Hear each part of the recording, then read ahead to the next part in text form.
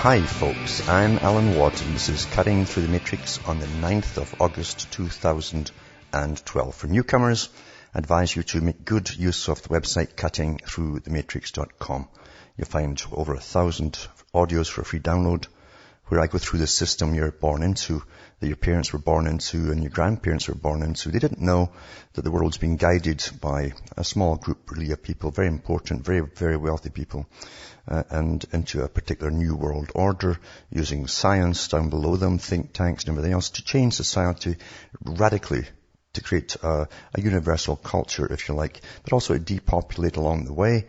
And they've also used the people to fight their battles and take down the last few countries as we're going through today. All planned over 100 years ago. They're taking over the resources of the planet too. That's including the human resources, water, food, everything that you need to live on, and all natural resources and minerals, etc. So help yourself to the audios there. And remember too, all the sites listed on cuttingthroughthematrix.com website have audios for download. They also have transcripts in English for print up. And if you go into Alan Watt Sentinel.eu, you can find transcripts in other languages. Remember too, you are the audience that bring me to you, because I don't bring on advertisers as guests, and I don't take advertising money, and I have no shares in any products being sold. So I depend upon the people to support me and just keep me ticking along, hopefully. And things are pretty bad right now because the prices in Canada just skyrocketed in food and everything else, actually, way above what the US pays. Plus we pay taxes on top of everything as well for pretty much everything you buy. So donations are really welcome. And you can also buy the books and discs at cuttingthroughthematrix.com. From the US to Canada, remember, you can use personal checks or international postal money orders. Some people send cash, and you can also use PayPal. Across the world, you've got Western Union, MoneyGram, and PayPal. Remember, straight donations are really seriously welcome. What I do here is simply point out the bad stuff, the real stuff. I don't put sugarcoating on anything. I don't give you any false hopes that things will stay the same. You find most people really, when they say we've got to stop this, what they really mean is we want to stop this particular day as it is forever and don't let it get any worse. Really. See, we've already changed from 5 years ago. We've all adapted into the new system. And 10 years ago, 20, 30, 40 years ago, people are constantly adapting, and they're always trying to keep themselves, especially if they're doing okay financially, in that position forever. They don't really care what happens once they're dead or anything else, but that's what most people talk about when they say, well, we'll stop this. Let's stop it right here for me. That's what they mean by it. They don't really care about that your tax money is blowing people up across the planet, or that your tax money is going to abort people across the planet and sterilize them too. Most folk really don't care about that. They care about themselves, their own little routine that they have, and their parties at the weekends and the fun that they have. That's really what people care about, unfortunately. And that's why there's no organized resistance against what's happening. And it's been happening for a long time, it's generations. The culture you have today was made up for you. And the culture has been awfully successful for destroying what they call the family unit. From the 1800s, they've been at this thing, remember. The family unit, and then separating the bonding process from the sexual act until anything goes, and everything does go today. Because that way you won't bring children into the world, that's what they hope. And if you do get pregnant, the state will take care of it for you. And now we're doing the same across the rest of the world, because you see, we're in a time of depopulation. The boys at the top not only were the international bankers of their day, they're also funded the scientific communities. They still do. They run the scientific community. They tell them what to investigate and what they're after and how to get it done. Back with more after this break.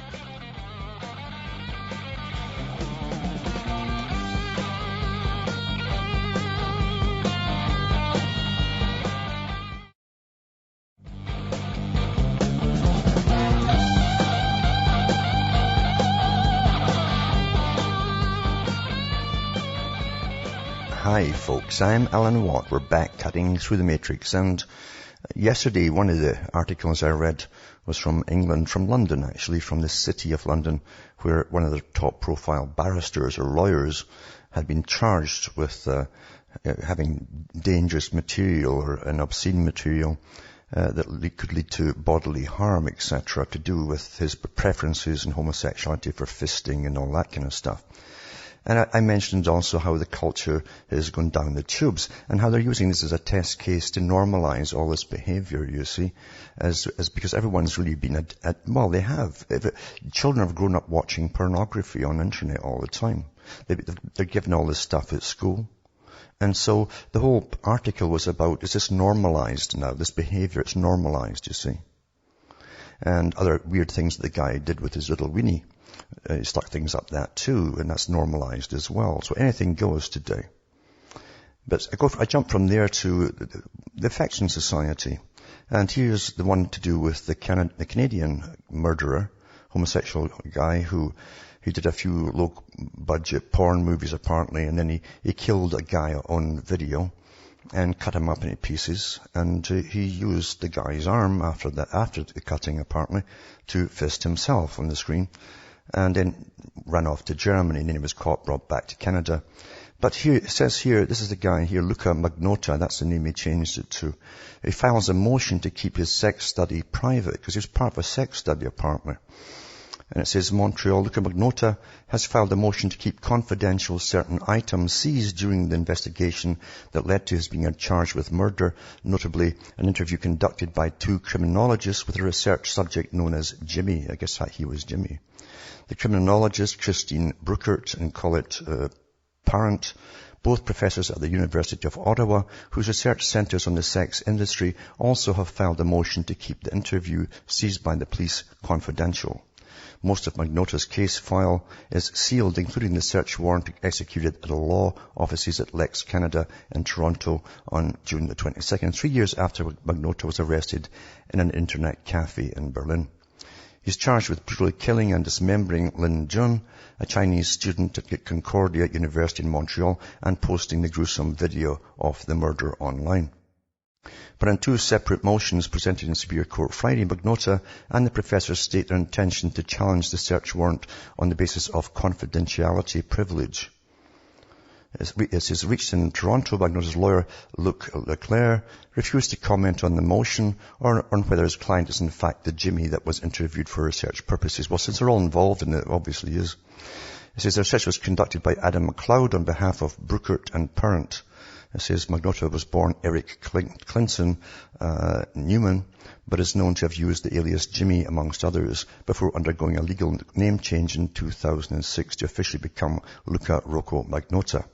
He went by the name Jimmy when he appeared as a pin-up model in a 2005 issue of Toronto's Fab magazine. And he may also have sought work as an escort using Jimmy as a pseudonym. He got involved in the pornography industry in 2003, appearing in 8 films as either Luca or Jimmy. Bruckert and Parent's work, some of which was funded by the Social Sciences and Humanities Research Council of Canada, centred on the sex trade, and together they published several articles and book chapters for which they interviewed sex workers, male, female and transgender, about their lives and working conditions in an attempt to improve their lot and destigmatize their work. Well, they had a bad one here that didn't help, that didn't very much, did he? Luca kind of went a bit far, didn't he? But they probably contest that in the British law courts now. What is normal anymore? So this will be part of normalcy eventually too. They were adamant about strict confidentiality. If a recent study called Challenges Ottawa Area Sex Workers Speak Out, all interviewers had to sign confidentiality agreements, all data was transmitted in person, and all electronic data was encrypted. That particular study involved 43 participants, including 7 men, recruited by posting flyers at locations known to be frequented by sex workers and advertising on internet sites used by sex workers. Neither Bruckert nor Parent would comment Friday on the motion. But in a written statement, a Canadian Association of University Teachers, which represents Bruckert and Parent, said the professor's work, like that of many social and health scientists, depend on pledging and maintaining strict confidentiality to the research subjects. That provides the basis on which researchers can gather information and data to better understand many forms of human behaviour and to provide the basis for appropriate social policy. In other words, to change your minds to how you view it. And defending the confidentiality of the research subjects to fulfilling their ethical obligations, etc., etc. So here you go again. Here's the government involved in it and giving out grants involved in it, and this guy ends up murdering chopping to pieces a guy on video, just for the S&M lovers, and then uses part of the body to fist himself. And this is what's going on, folks, is they normalize everything and make you see it in a different light altogether. See, you're adapting all the time. See, everyone's being corrupted, whether they know it or not. And this is a big agenda. It comes from the very, very top, this agenda. That's the only reason you've got this agenda getting pushed through. The next article, too, is to do, from another part of our degradation. Of course, we all accept this as normal today. And because we are adaptable, we adapt to what we're told to adapt to by the boys who own us. And they do own us. But it says, David Cameron and Melinda Gates talk with activists during the summit on family planning. This is a big summit. It says, Dave did not spend all last week brawling with backbenchers in Westminster's corridors. He also found time to look in at the family planning summit in London. This is where they call it family planning, as you go across the world, aborting children and sterilizing a lot of women as well.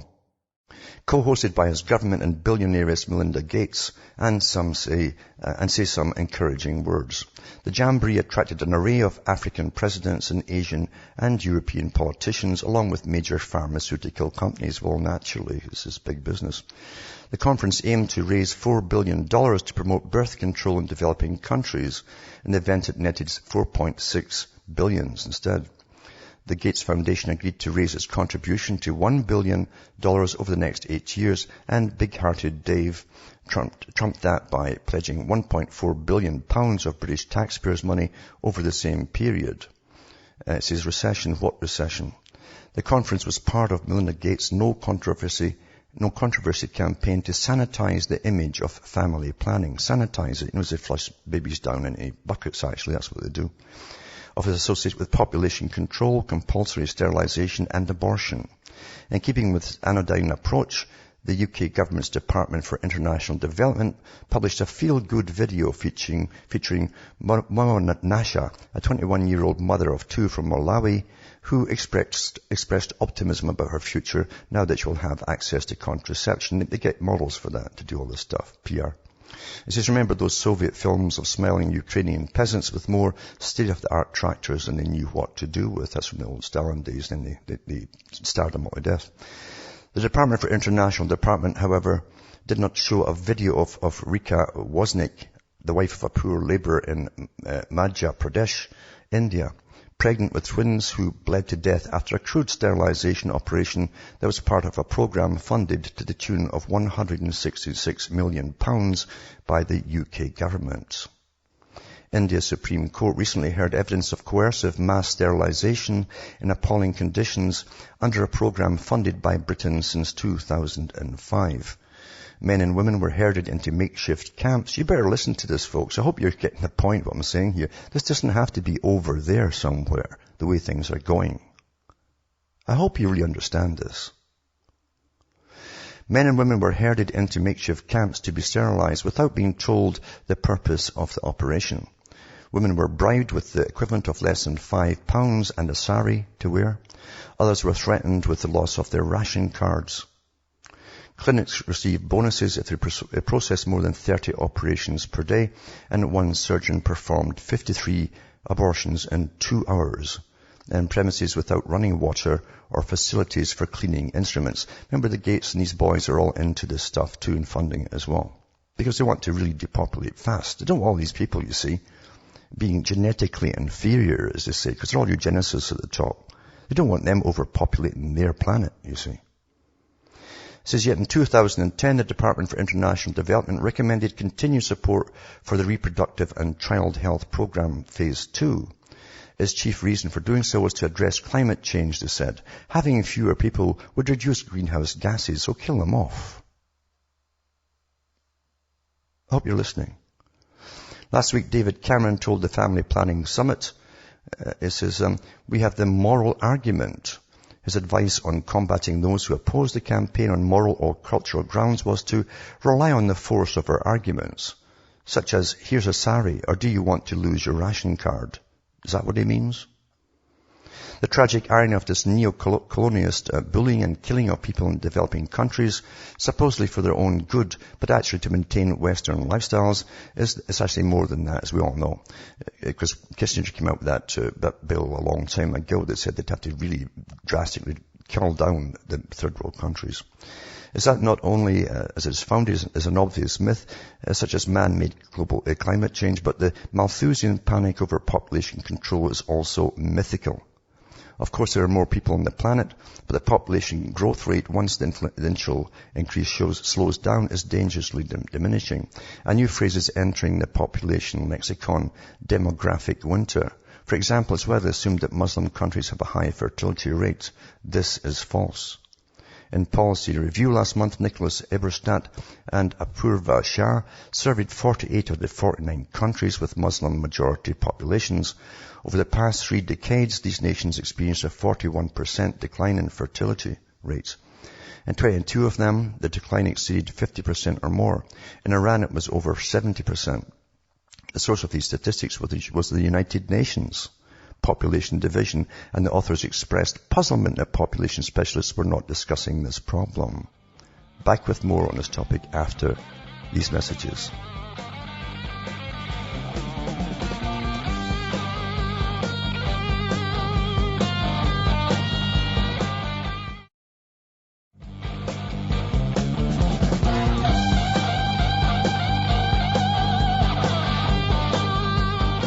Hi folks, I'm Alan Watt. We're cutting through the matrix and going through an article, a very good article from a Scotsman about the farce and the deception behind the abortion industry, this worldwide one that we're all funding big time, by the way, because see, that's the agenda from the big boys at the top. They want to depopulate the world, and they're not going to stop at the third world countries. Don't believe that. You're already plummeting in first world countries. Plummeting. And that's all by design too, because folk did what they were told to do. Don't have children, don't get married. If you do get pregnant, have an abortion, the state will pay for it. Anyway, it says here that the UN's own population division, they call it the Population Council, which is for depopulation. And the authors expressed puzzlement that population specialists were not discussing this problem. In other words, the fact that we're all plummeting. And all these Muslim countries were down 41%, and some in Iran's over 70% down, etc. It says there's an obvious explanation. There'd be no handouts for pharmaceutical companies, governments and non-governmental organizations at a conference that told the world there is no problem. Go ahead and do what comes naturally. Globally, there's been a fertility drop of 1.3 children per woman. In the developing world, it's a drop of 2.2 children. Demented anti-fertility policies in China and India have dangerously upset the gender balance. A manpower crisis looms alongside an aging population. Grotesque rates of abortion, of which more than 40 million reported annually, are a misleading underestimate, aggravate the problem. Developing nations must reject Western demographic imperialism that degrades their people with the methods of stockyard, as they have already forced a retreat on US and UK attempts to make aid contingent on legislation of homosexuality. Someone has to break the news to Dave and the Department for International Development. The Raj is over. No controversy in your dreams, Mr. Gates, it says here. So it's a good article that ties in with some of the other things I've been talking about. And also from Russia comes some protests about the US and Britain as they go through one country after another in the Middle East on behalf of another country. But it says Vladimir Zhirinovsky has labeled calls by US senators demanding Barack Obama directly support the Syrian opposition absolutely unacceptable, saying his party would demand a Russian response. In an op-ed piece that appeared this week in the Washington Post, 3 influential senators called on the Obama administration to directly and openly provide robust assistance to the armed opposition, including weapons, intelligence and training, which they've been doing all along anyway. The same boys as always, with different citizenship, sometimes more than one.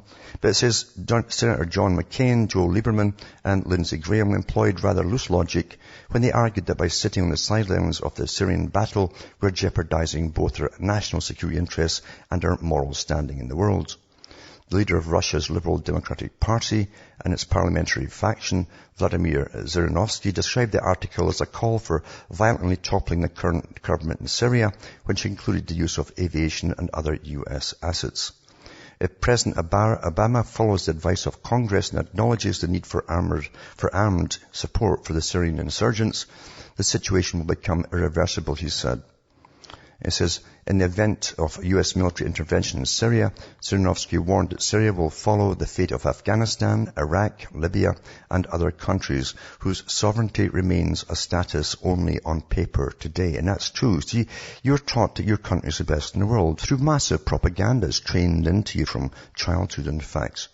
But if you look what your country's been doing since World War II, it's way beyond what Hitler ever did. We've taken over more countries than he ever dreamed of. Way beyond what the communists did too. One after another. Because they're always bad, you see. They're always bad. Or as Bush Jr. said, we took out the guy in Iraq because he's a bad man. We just didn't like him. So sovereignty really is just a piece of paper. That's all it is. And even though all these guys who are attacking the Middle East all signed with the United Nations non-interventionist agreements, where a country would handle its own internal affairs. When riots start inside the US, what's going to happen then? They'll be Hippocratic again. And they'll say, well, it's different here. It says, although his party is opposed to outstanding or outside military interference in the affairs of independent states, if the US Senator's calls for supporting the Syrian opposition with fire and sword are put into practice, the Liberal Democratic Party will insist on a Russian response, he says. If the Republican senators succeed in persuading the US president to provide military support to the Syrian rebels, we, the LDPR, will demand that Russian leadership openly side with the Syrian government, the firebrand Russian politician added. Meanwhile, Zirikovsky believes there's no real opposition in Syria, rather than international terrorists are acting there.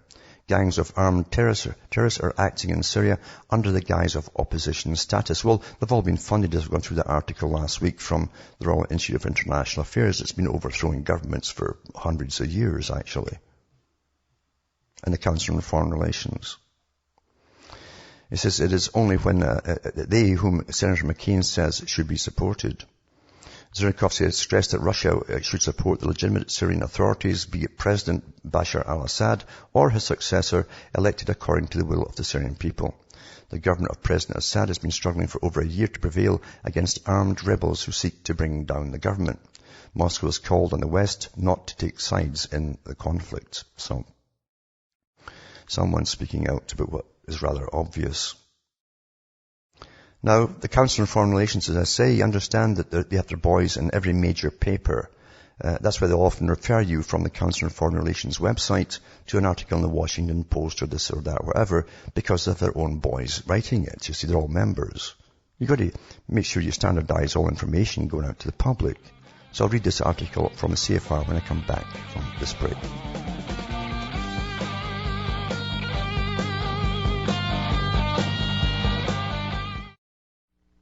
You're listening to the Republic Broadcasting Network, because you can handle the truth.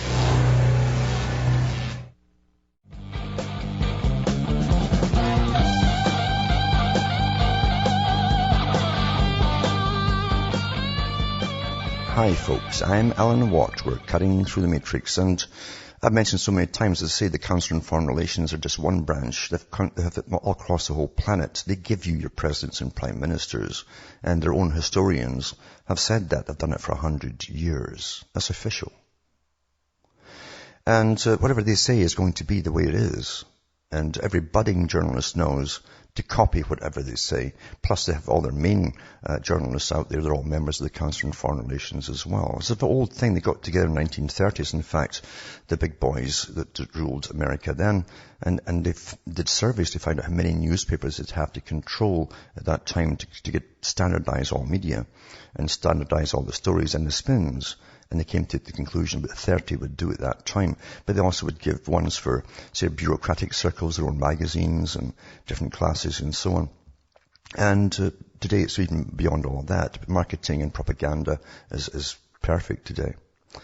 So whenever they say something, you can take it to the bank, because their masters already own the same banks anyway. But it says, domestic drones are here to stay. This is from the Council on Foreign Relations. And it's from Micah Zenko. It says, today I have a peace and foreign policy that assembles the use of surveillance drones by the Customs and Border Protection. While many are understandably anxious about the seemingly inevitable expansion of drones across the United States, I argue that many fears are either overblown or based on misperceptions. So he's telling you how you're supposed to think about them. And everybody who reads this stuff will, and all the journalists out there, say budding journalists, will have to copy it if they want to get invited to join the CFR. The CBP already maintains the largest law enforcement air force in the world, with more than 270 manned aircraft of 20 different types, including modern Black Hawk helicopters. The terrifying photograph below comes from the CBP website, Customs and Border Patrol. In addition to its manned aircraft, the CBP has deployed 9 unarmed Predator B drones, 2 on the border with Canada and 7 along the border with Mexico. In total, drones make up roughly 3% of CBP aircraft tasked with patrolling U.S. borders and shores. Before getting carried away with the domestic drone schemes, concerned citizens should probably focus first on the other 97%. And it actually gives a photograph of the Black Hawk helicopters intimidating people on the highway by almost coming right down on top of them. Largely as a result of the onslaught of media attention over CIA and military drone strikes abroad, some are concerned that federal authorities could use drones for airstrikes at home as well. Although variants of the Predator can be equipped to carry missiles, CBP drones will not bomb U.S. citizens. You can take his word for it, right? At the same time, it's a common misperception that all drones drop bombs. In reality, less than 4% of the Pentagon's 6,316 drones are capable of conducting strike missions. And in a voice vote regarding the Department of Homeland Security finding on June the 7th, the House of Representatives committees agreed none of the funds made available by this act may be used for the purchase, operation or maintenance of armed unmanned aerial vehicles. The anxieties over drones, whether abroad or at home, don't stem from the platform itself, but in the mission.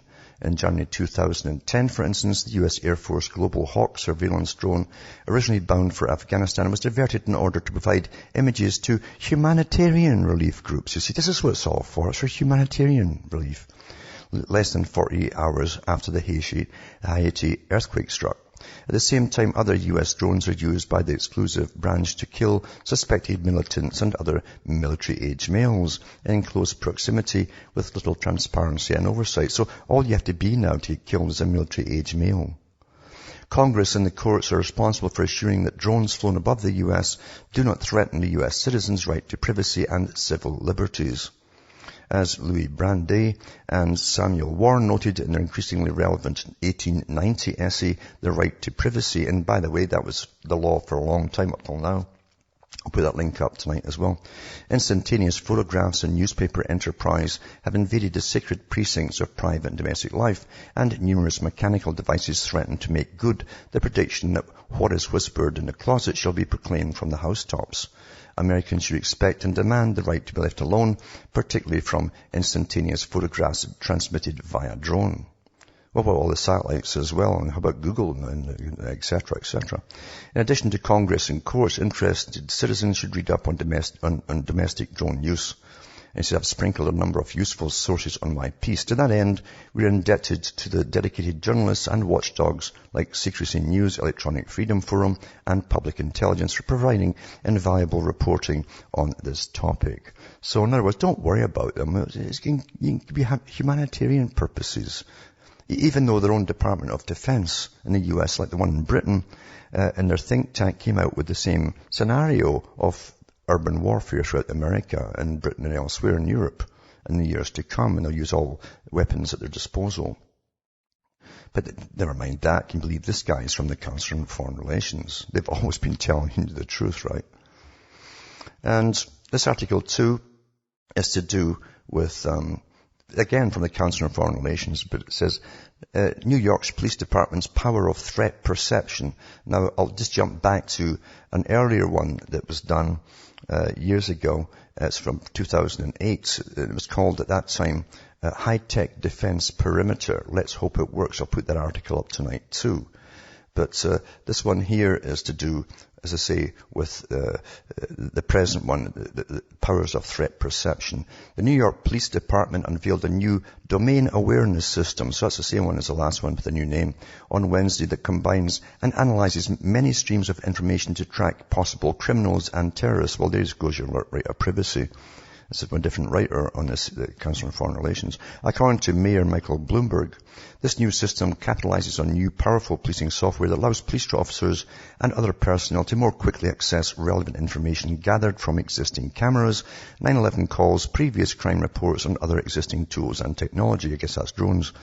The program illustrates the growing power of data analytics technology to support counter-terrorism and law enforcement, and raises questions about the appropriate limits and oversight of these processes. Concerns over surveillance. Right? We're not concerned, right? The fiercest debates about domestic counter-terrorism since 9/11, Al-Qaeda attacks. How can it be Al-Qaeda when Al-Qaeda's our pal now? They're demolishing Syria. That was another CFR piece yesterday. They're pals. They're friends. Anyway, it says have generally focused on the methods by which government collects information. At the federal level, for example, controversy surrounding the NSA's warrantless surveillance programs in 2005 was intense. In New York City, the NYPD's reported programs to gather information on ethnic and religious communities have spurred demands from some quarters for tighter restrictions and oversight.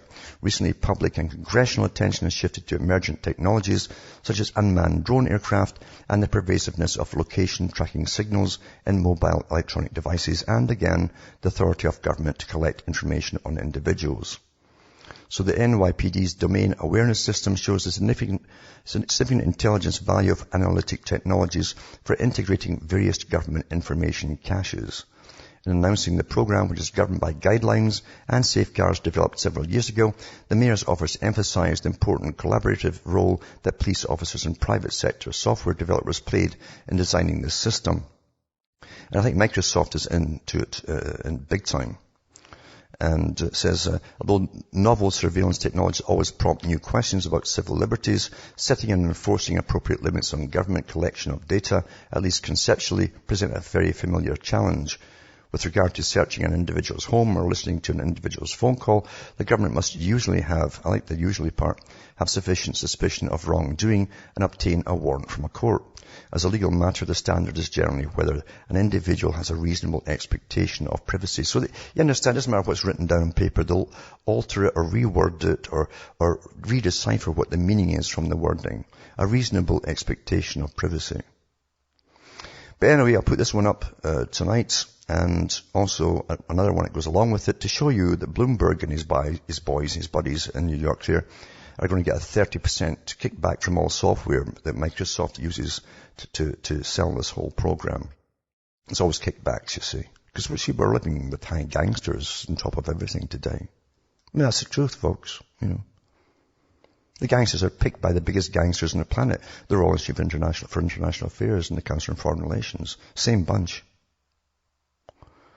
As I said, too, I'll put up that Harvard Law Review, too, on the right to privacy. It goes back to 1890, and it goes through it in good detail.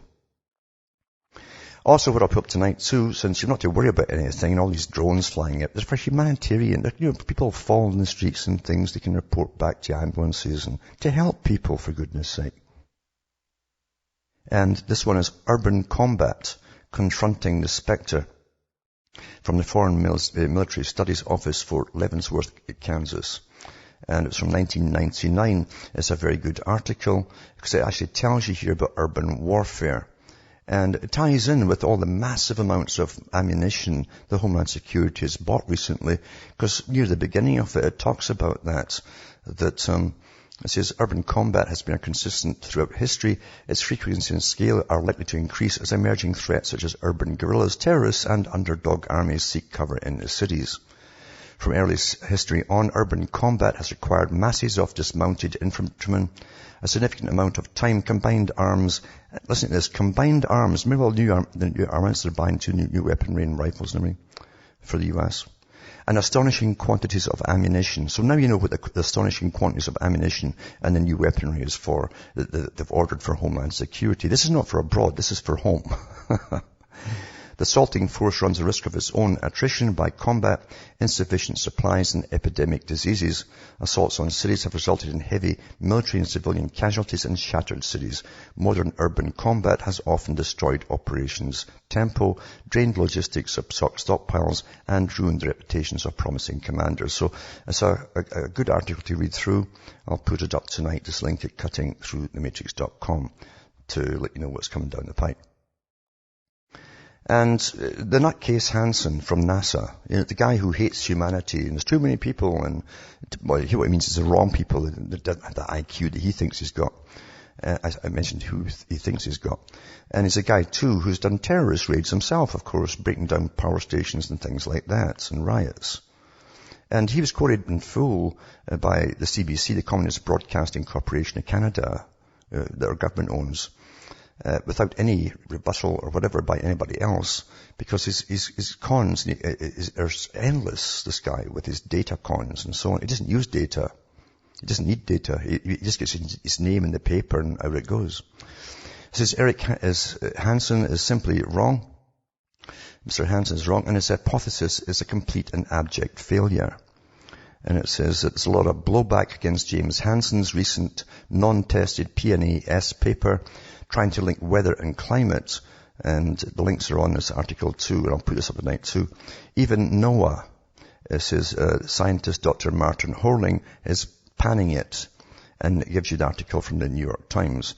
Dr. Horling contended that Dr. Hansen's new paper confuses drought caused primarily by a lack of rainfall with heat waves. He says this isn't a serious scientific paper, Horling said. It's mainly about perception, as indicated by the paper's title. Perception is not science. And that's true. It's emotion, you see. And his Hansen is simply wrong. Hansen claims that global warming is associated with increased drought in the US. This is a testable hypothesis which he chose not to test. And because PNAS isn't truly peer-reviewed for members like him, no one tested it for him. Doesn't stop him getting his name in the paper because he's one of the big boys, you see. It says, I've examined the drought data that are from the NCDC, and the temperature record is Hansen's own. His hypothesis is a complete and abject failure. I'll put that up tonight too for those that want to go into that stuff. And big business hosting the G20. Now, the G20 is a club formed above all everybody's constitutions or rights or whatever, and all you voters out there, that they just formed themselves under the direction of the Royal Institute for International Affairs, Council on Foreign Relations. And these super clubs, you see, that you don't vote for, they just get together and suddenly they've got this club that drains money off your country, and all the countries involved, and supposedly throws it overseas because they like the Marxist part of it, of redistribution of wealth, you see, to their own corporations overseas. But as securities trading starts up as Cairns, this is in Australia, gears up to host G20 summit in 2014. They're already buying like crazy. You see all the armoured vehicles the Army's getting, for Homeland Security over there. For the G20. It costs billions now to host the G20. Just in security, never mind the big, hotels they go to, and the fake houses they put up with swimming pools and fake lakes, and they build like Canada did, and all the rest of it. And they eat like you wouldn't believe in a time of austerity. It says bomb sweepers, counter-terrorism operatives and police commandos will begin training in the region in preparation for Cairns' most demanding security operation, a day after the city was announced as a host for the G20 finance ministers meeting in 2014. Authorities have started planning the event's security. About 2,000 people, including delegates from the world's leading economies, will converge on the city for the meeting, which will be held ahead of the main G20 summit in Brisbane. It's a private club, folks. This is a new feudal system. See, their members are your prime ministers and presidents of this club. You see, the Royal Institute for International Affairs and Council on Foreign Relations. It's one and the same club. None of you will get into it. In fact, you won't get anywhere near it. You'll get shot or bashed over the head or whatever it takes, like it happened in Toronto. So private, CEOs, the leaders of the big economies, and the guys that you think you elect in, get together to plan again for the future, which is already planned actually. They just go for a big feast and sign agreements that were drafted up years ago by what they call the Sherpas. The guys who do all the work back and forth between countries, getting it all together.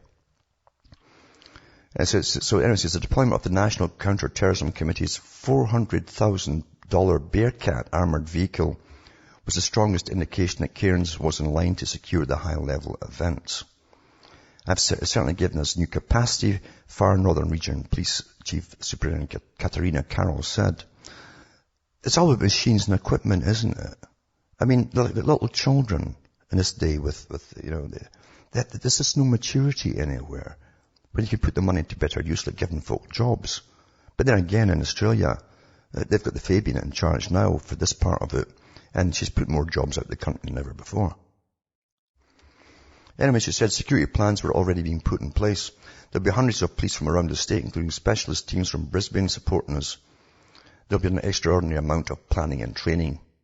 And it says, and the bulk of the G20 security operations will centre around Brisbane, where up to 7,000 police officers and soldiers, riot specialists, rooftop snipers, fighter jets and specialists. This is your new world order, folks. This is your new, what you think of as democracy. You've never had democracy, but you still think you do. This is it. You're all kept away. All the peasants are kept away. But you pay for it all. We always buy our chains. Back with more after this.